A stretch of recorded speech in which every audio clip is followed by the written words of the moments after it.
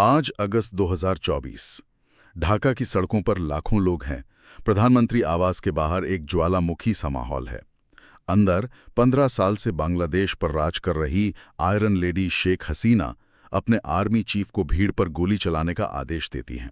पर जवाब मिलता है, मैडम, वक्त खत्म हो गया है। और वो वक्त मतलब सिर्फ 45 मिनट। 15 साल की सत्ता, एक पूरी राजनीतिक विरासत, सब कुछ समेटने के लिए सिर्फ 45 मिनट। ये किसी फिल्म का सीन लगता है ना? पर ये हकीकत थी। यही तो सबसे बड़ा सवाल है। मतलब ये नौबत आई कैसे? जिस नेता को दुनिया विकास का मसीहा मान रही थी, जिसने बांग्लादेश की अर्थव्यवस्था को सच में पंख लगा दिए थे, उसे इस तरह अपना देश छोड़कर भागना पड़ा। इस कहानी को समझने के लिए हमें आज से बहुत पीछे जाना होगा। बहुत पीछे। हाँ, इसकी जड़ें 1971 में है, बांग्लादेश के जन्म के साथ ही। आज हम इसी पूरी कहानी की परतें खोलेंगे ताकि ये समझ सकें कि आज बांग्लादेश जिस दौराहे पर खड़ा है, वहां तक वो पहुंचा कैसे। तो कहानी शुरू होती है 1971 से, जब पूर्वी पाकिस्तान पश्चिमी पाकिस्तान के खिलाफ अपनी आज़ादी की लड़ाई लड़ रहा था। बिल्कुल। और इस आंदोलन का चेहरा थे शेख मुजीबुर रहमान, जिन्हें लोग प्यार से बंग बंधु कहते थे। उनका विजन बहुत साफ था। एक सेक्युलर देश का। हाँ, एक सेक्युलर देश जो अपनी बंगाली पहचान और भाषा पर गर्व करे। लेकिन हर कहानी में एक दूसरा पक्ष भी होता है। यहाँ वो पक्ष था जमाते इस्लामी, जैसे मतलब कट्टरपंथी गुटों का। सही। उनका मानना था कि पाकिस्तान एक इस्लामिक देश है और धर्म के नाम पर बने देश को भाषा के नाम पर तोड़ना, ये इस्लाम के खिलाफ एक बहुत बड़ा गुनाह है। और यहीं से उस एक शब्द का जन्म हुआ जो आज भी बांग्लादेश की राजनीति में एक गाली जैसा है, रज़ाकार। रज़ाकार। ये वो लोग थे जिन्होंने अपनी ही कौम के खिलाफ जाकर पाकिस्तानी सेना का साथ दिया। उन्होंने बंगाली राष्ट्रवादियों, बुद्धिजीवियों और खासकर हिंदुओं का चुन चुन कर कत्ल किया। मतलब गद्दार। गद्दार। ये एक ऐसा जख्म है जो 50 साल बाद भी हरा है। बिल्कुल। आज़ादी तो मिल गई, लेकिन सिर्फ 4 साल बाद 15 अगस्त 1975 को एक सैन्य तख्ता पलट ने सब कुछ बदल दिया।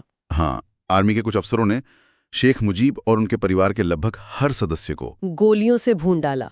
उनके 3 बेटे, पत्नी सब मारे गए। अविश्वसनीय है, सिर्फ 2 लोग बचे। उनकी बेटियां शेख हसीना और शेख रेहाना, क्योंकि वो उस वक्त देश से बाहर थीं। मुझे लगता है इस एक रात ने शेख हसीना को हमेशा के लिए बदल दिया होगा। पूरी तरह से। उस एक रात ने एक नेता को आयरन लेडी में तब्दील कर दिया। उनके दिमाग में 2 बातें, मतलब पत्थर की लकीर बन गई। क्या थी वो? पहली, अपने पिता का अधूरा सपना पूरा करना है, और दूसरी, अपनी कुर्सी और अपनी जान किसी भी कीमत पर बचानी है।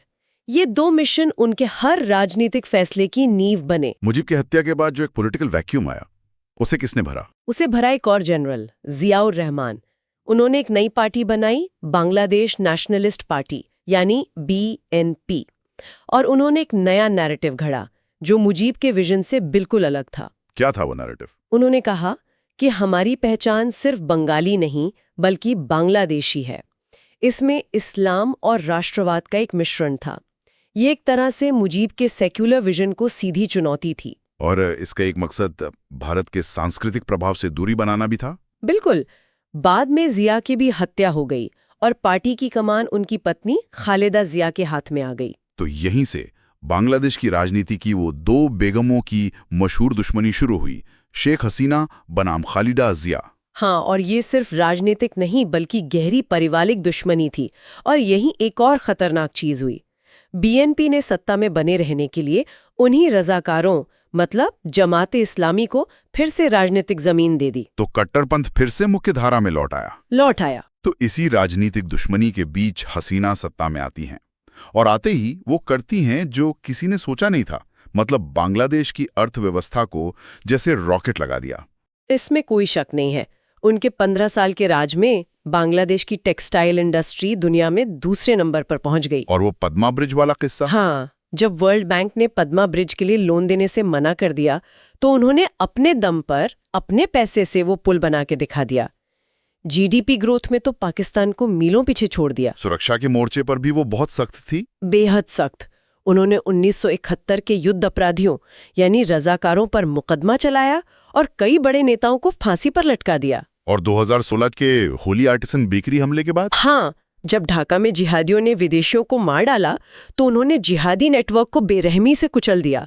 भारत के लिए तो उनका दौर एक स्वर्ण युग जैसा था। क्यों? भारत के लिए वो इतनी जरूरी क्यों थी? क्योंकि उन्होंने वो किया जो कोई और सरकार नहीं कर पाई थी।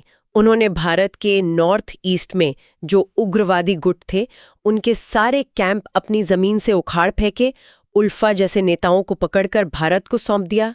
ट्रेड, ट्रांजिट, सुरक्षा, हर लिहाज से रिश्ते अपने चरम पर थे। कहानी वहीं से शुरू हुई जहां से अक्सर बड़े नेताओं के पतन की होती है, सत्ता के अहंकार से। 15 साल का लंबा शासन उन्हें एक प्रशासक से तानाशाह बनाने लगा। चुनाव में धांधली के आरोप भी लगे। बहुत गंभीर आरोप लगे। 2014, 2018, 2024 विपक्ष को जेल में डाल दिया गया, मीडिया का गला घोंट दिया गया। देश के अंदर मतलब एक प्रेशर कुकर जैसी स्थिति बन गई थी जो बस फटने का इंतजार कर रही थी। और उस प्रेशर कुकर को फोड़ने वाली चिंगारी बना एक स्टूडेंट प्रोटेस्ट। मामला क्या था? मामला था सरकारी नौकरियों में आरक्षण का। एक सिस्टम था कि 30% नौकरियां स्वतंत्रता सेनानियों यानी मुक्ति योद्धा के परिवारों के लिए आरक्षित थीं। अब जो नई पीढ़ी थी, जेन जेड, उनका सवाल सीधा था। हाँ, कि आजादी तो हमारे पैदा होने से पहले मिली। बिल्कुल, उनके पोते पर पोतों को अब तक आरक्षण क्यों? क्या हमारा कोई हक नहीं? बात तो जायज लगती है। तो छात्र सड़कों पर उतर आए। हाँ, और शुरू में उनकी मांग सिर्फ इतनी थी कि कोटा सिस्टम को बदला जाए। यहीं पर शेख हसीना ने अपनी जिंदगी की सबसे बड़ी राजनीतिक गलती कर दी। क्या किया उन्होंने? एक भाषण में उन्होंने गुस्से में प्रदर्शन कर रहे छात्रों को वही शब्द कह दिया, रजाकार। कमाल है, 15 साल की सत्ता, इतनी बड़ी आर्थिक तरक्की, सब कुछ एक शब्द पर आकर टिक गया। एक ऐसा शब्द जो 50 साल पुराने जख्मों से जुड़ा है। बिल्कुल।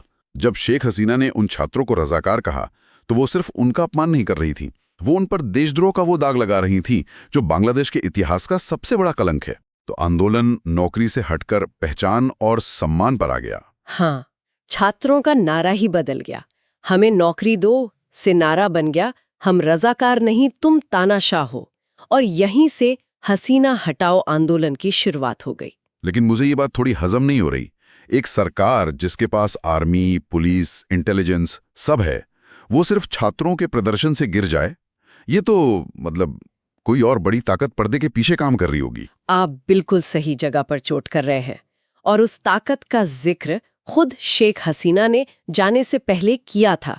उन्होंने एक बयान में कहा, एक सफेद चमड़ी वाला देश मुझे हटाना चाहता है क्योंकि मैंने उन्हें सेंट मार्टिन आइलैंड देने से मना कर दिया। सेंट मार्टिन आइलैंड, ये कहाँ है और इतना जरूरी क्यों है? ये बंगाल की खाड़ी में एक छोटा सा द्वीप है, लेकिन इसकी लोकेशन आप समझिए सोने की खदान जैसी है। अच्छा। यहाँ से चीन के बढ़ते दखल, उसके बंदरगाहों, पाइपलाइनों और पूरे हिंद महासागर पर नजर रखी जा सकती है। अमेरिका यहाँ एक मिलिट्री बेस बनाना चाहता था, पर हसीना ने साफ मना कर दिया। क्योंकि उनका झुकाव चीन और रूस की तरफ बढ़ रहा था। हाँ, तो अमेरिका ने क्या किया? अमेरिका का आजकल का तरीका सीधा युद्ध नहीं, रिजीम चेंज है। मतलब सरकार बदल दो। बिल्कुल। उन्होंने मानवाधिकार उल्लंघन के नाम पर बांग्लादेश के आर्मी जनरलों पर प्रतिबंध लगाने की धमकी देना शुरू कर दिया। विदेशी फंड से चलने वाली एनजीओज और मीडिया के जरिए हसीना तानाशाह हैं का नैरेटिव बनाया गया। और जब कोटा प्रोटेस्ट हुआ, तब अमेरिका ने आर्मी पर दबाव डाला कि वो जनता पर गोली न चलाए। और इस खेल में बाकी खिलाड़ी कहाँ थे? पाकिस्तान, चीन? पाकिस्तान के आईएसआई ने मौके का फायदा उठाया। उन्होंने जमाते इस्लामी के अपने पुराने नेटवर्क को एक्टिवेट किया और प्रदर्शनों में हिंसा भड़काने के लिए अपने लोग घुसा दिए। और चीन, जो कल तक हसीना का दोस्त था, उसने जब हवा का रुख बदलते देखा तो चुपचाप दूरी बना ली। और फिर आया वो दिन 5 अगस्त, जिसकी हमने शुरुआत में बात की थी। आर्मी चीफ ने कह दिया कि सैनिक गोली नहीं चलाएंगे। हाँ, खेल वहीं खत्म हो गया था। आर्मी का संदेश साफ था, या तो आप शांति से देश छोड़ दें या फिर भीड़ के हवाले हो जाएं। और उन्हें सिर्फ 30 से 45 मिनट मिले। बस वो अपनी बहन के साथ हेलीकॉप्टर में बैठी, पहले भारत के अगरतला में उतरी और फिर उन्हें दिल्ली के पास हिंडन एयरबेस के एक सुरक्षित ठिकाने पर पहुंचा दिया गया। 15 साल की आयरन लेडी एक शरणार्थी बन चुकी थी। हसीना के जाने के बाद जो तस्वीरें आईं वो हैरान करने वाली थीं। लोग प्रधानमंत्री आवास में घुस गए, कोई उनकी साड़ी पहनकर नाच रहा था, कोई किचन से खाना लूट रहा था। लेकिन सबसे चौंकाने वाली बात थी शेख मुजीबुर रहमान की मूर्तियों का तोड़ा जाना। राष्ट्रपिता की मूर्तियां क्यों? इसके 2 बड़े कारण हैं। पहला, हसीना का मुजीब का ओवरडोज। 15 साल में हर सरकारी योजना, हर नोट, हर स्कूल की किताब पर मुजीब का चेहरा था। तो नई पीढ़ी के लिए वो एक ऐतिहासिक नेता से ज्यादा हसीना का पॉलिटिकल ब्रांड एम्बेसडर बन गए थे। बिल्कुल। गुस्सा हसीना पर था, लेकिन वो निकला मुजीब के प्रतीक पर। जी। और दूसरा कारण था जमात और पाकिस्तान समर्थक गुटों का 50 साल पुराना बदला। अच्छा। उनके लिए मुजीब वो दुश्मन था जिसने पाकिस्तान को तोड़ा था। उस दिन भीड़ की आड़ में उन्होंने अपना 50 साल पुराना गुस्सा निकाला। हसीना के जाने से सत्ता में एक वैक्यूम बन गया है। अब इस खाली कुर्सी के लिए क्या कोई गेम ऑफ थ्रोन्स चल रहा है? बिल्कुल सही शब्द है। इस गेम ऑफ थ्रोन्स में 3 मुख्य खिलाड़ी हैं। पहला है बीएनपी, जो खुद को स्वाभाविक हकदार मानती है। उनका कहना है, हसीना गई, अब हमारी बारी। दूसरा खिलाड़ी यकीनन जमात-ए इस्लामी और दूसरे कट्टरपंथी गुट होंगे। हाँ, जो बांग्लादेश को एक इस्लामिक स्टेट बनाना चाहते हैं। और तीसरा और सबसे अप्रत्याशित खिलाड़ी है खुद छात्र आंदोलन। ये जेनजी के युवा कह रहे हैं कि उन्हें ना हसीना चाहिए, न बीएनपी, न जमात, उन्हें एक नया बांग्लादेश चाहिए। तो आज ढाका की सड़कों पर जो हो रहा है वो इन्हीं तीनों के बीच सत्ता संघर्ष का नतीजा है। बिल्कुल। इस पूरे कंफ्यूजन के बीच एक चेहरा सामने लाया गया, मोहम्मद यूनुस। दुनिया तो उन्हें गरीबों के बैंकर और नोबेल शांति पुरस्कार विजेता के तौर पर जानती है। हाँ, और पश्चिमी देश, खासकर अमेरिका, उन्हें एक हीरो की तरह देखता है।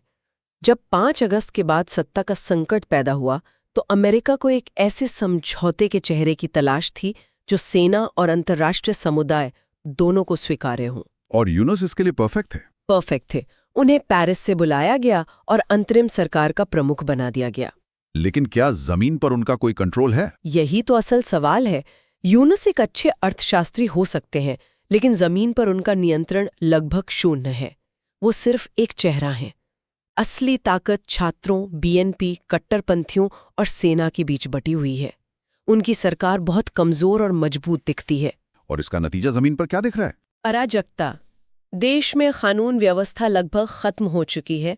पुलिस का डर नहीं रहा और कई जगहों पर भीड़ ही मॉब जस्टिस कर रही है। मतलब किसी पर भी कोई इल्जाम लगाकर? हाँ, चोरी या ईश्वर निंदा का आरोप लगाकर उसे पीट कर मार देना या जिंदा जला देना आम हो गया है। और इस अराजकता का सबसे आसान निशाना कौन बन रहा है? हिंदू अल्पसंख्यक।